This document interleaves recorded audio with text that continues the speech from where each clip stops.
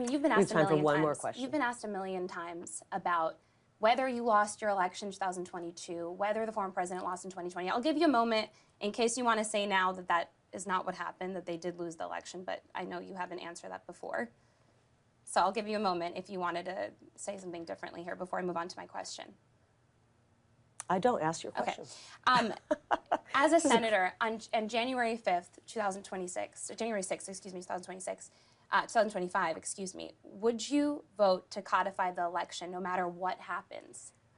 Can you imagine asking a soccer player or a football player, will you agree, But this right? is our democratic process and Are you our gonna, elections that have been secured. Julie, would you like me to answer the question? I would, but you just posed Or one do you to wanna- me or about do you wanna soccer. argue with No, me? no, no, I'm not looking to argue with you.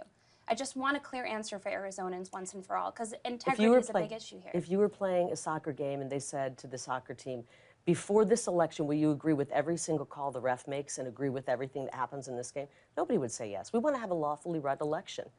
But this isn't a soccer game. When we get if we have a lawfully run election, absolutely, absolutely. There's nothing more I'd rather do if we have a lawfully run election. So let's see, we hope we do, we really do. We want to make sure everything is run perfectly and wonderfully. Since a judge threw out your lawsuit challenging your own election. That was my last question. I have another event.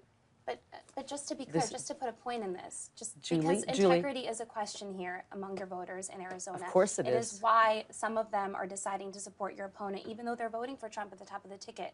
So can you tell them once and for all that the democratic process needs to be respected, that they didn't find anything wrong in your 2022 election against Katie Hobbs?